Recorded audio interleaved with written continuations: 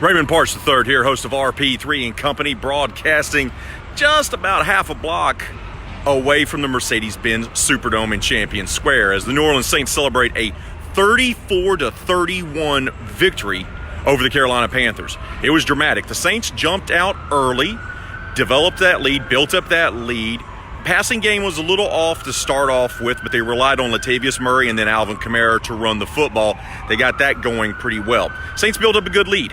Then the Panthers chipped away. They had a great drive right before halftime, but they missed the two-point conversion. That made it still a three-point game. Then it was back and forth in the third. Jared Cook came up big today. He nearly had 100 yards receiving, but it all came down to the drama at the end. Panthers drive the length of the field. Saints offense got a little in a funk there late in the game.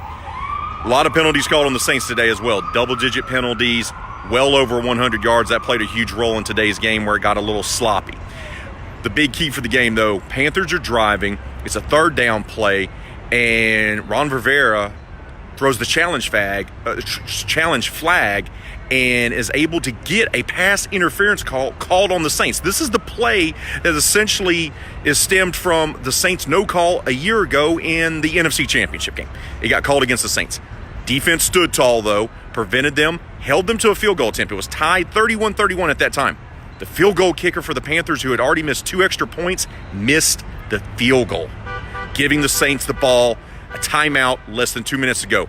Breeze hits Michael Thomas twice on 2 huge passing plays, hits Alvin Kamara on a couple more. They get into field goal range for Will Lutz to hit the game winner as the home crowd explodes. 34-31. It was not the prettiest game. Sean Payton was a little, how would you say it?